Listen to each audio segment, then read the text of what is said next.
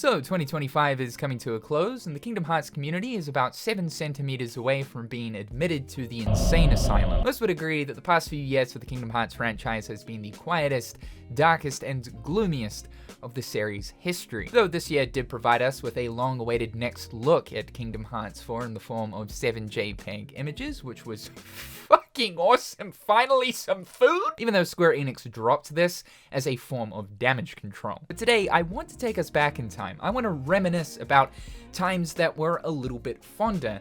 A pretty exciting Christmas season for sure, and that would be December of 2015, because on this exact day, 10 years ago, Square Enix dropped a brand new Kingdom Hearts 2.8 and Kingdom Hearts 3 trailer. About a day before the trailer dropped though, Square Enix dropped this post over on Twitter announcing that they're bringing some holiday joy with the brand new 2.8 and 3 trailer.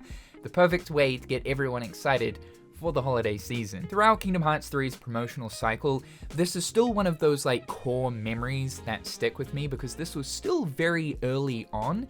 We still hadn't really seen much of Kingdom Hearts 3. Earlier on in that year at E3 2015, we finally, after about a year and a half of waiting, got our first proper glimpse of the game in action, running for the first time on Unreal Engine 4. I think for most people that were waiting for Kingdom Hearts 3 during that time, the E3 2015 trailer is probably the most memorable to them, as the first trailer that dropped in E3 of 2013 was really just to say, hey, Kingdom Hearts 3 finally does exist and it's currently in development. And then the Jump Festa trailer that dropped at the end of 2013 was a very early work in progress build. It was running on Luminos engine, but that version of the game would eventually be cancelled. However, Square Enix did quickly follow up just under 6 months after E3 2015 with a small Kingdom Hearts 3 segment attached to that 2.8 trailer. This would also be the second time we got to see more of 2.8 after its initial announcement in September of 2015. This was an awesome trailer though.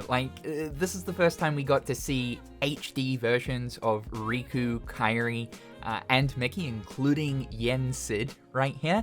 They obviously look a little bit rough, and these models were improved for the final release of 0.2. I mean, especially Mickey, he looks so rough here. My god, if you compare his Kingdom Hearts 3 model to this original 0.2 model, yeah, big improvements were obviously made. It serves as a really interesting point in the history of Kingdom Hearts finally moving to a more powerful console, considering it skipped the PlayStation 3 generation. Of course, 2.8's reveal trailer only showed us this specific scene right here of Aqua walking through the realm of darkness, and that was it. This was the game out of that package that we were most curious to see more of, and this trailer didn't really provide much more of a look at this game, other than this conversation here with Yen Sid. But we did end up seeing a little bit more of Kingdom Hearts Key back cover, which was also very exciting too. This was, again, another new Kingdom Hearts product in a more current generation HD format. Remember too that 2.8 was announced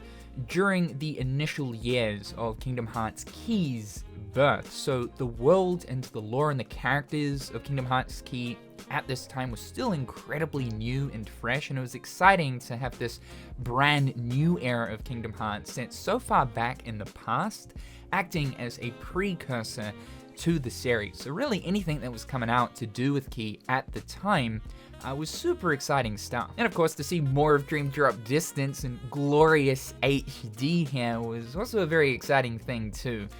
Throughout 2013 and 2014, those were the years that Square Enix were going back to the older Kingdom Hearts games and remastering them.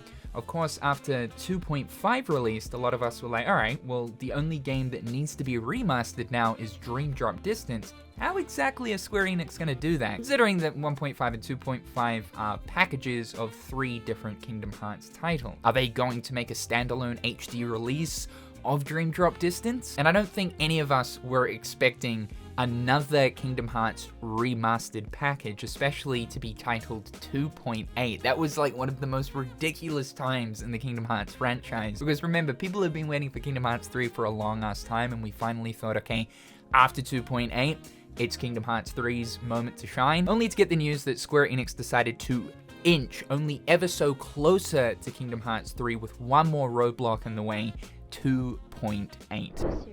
Yo, it's 2.9. I can feel it. At least give us. Oh! Yo! Yo! Let's go! Yo! Yo! Yo! Dean! Dream Drop Distance HD! Yo! We out here! We out here! Oh, I've got to hurry up! Oh! We out here! We out here! Yo! I'm so glad I stayed up! Dean! We out here! 2.9 is real! Shit. What? Kingdom Hearts Key. What? Hearts keep cover. What? The lost page. I don't believe it. It's Kingdom Hearts Key. It's a Kingdom Hearts Key summary or something. And Kingdom Hearts 3 demo. Kingdom Hearts .2 Whoa! Birth by... Whoa! Whoa! Whoa! What? What? Whoa! BBS Volume 2? 2.8! 2.8? Whoa, dude! that is one of the most Tetsuya Nomura Kingdom Hearts moves that Tetsuya Nomura has ever executed in the history of Tetsuya Nomura. Still such a weird looking title for a Kingdom Hearts game. I don't think there'll ever be a title though that will beat out Days in weirdness. That this just tops the cake. But this moment right here was super exciting. Finally, another glimpse of Kingdom Hearts 3, showing us more gameplay in the Kingdom of Corona, which was kind of cool. There was a bit of a standout moment though here in this trailer that confirmed something very important to us, which is going to happen in just a sec. Right here we have Marluxia's Nobodies.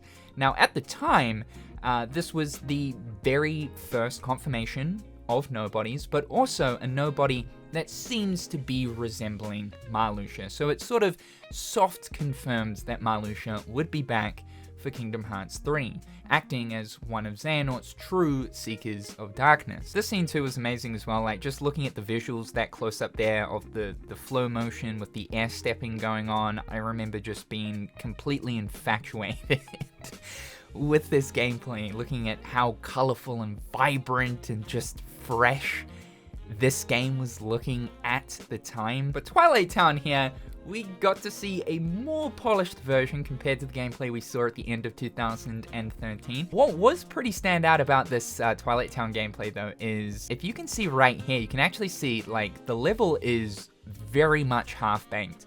Right over here, everything is just missing. Like this chunk of the level had not been developed. I really believe that the only part of Twilight Town at this stage that was developed was this little corner strip. Like simply just this wall and this corner. That was basically it. I also love the end portion of the Twilight Town gameplay. Like how abrupt, like how absolutely abrupt that was. Dude just gets flattened and yeah, alright, switch to next scene. This part of the gameplay trailer though is infamous, right? Because Mysterious Tower didn't make it into the final build.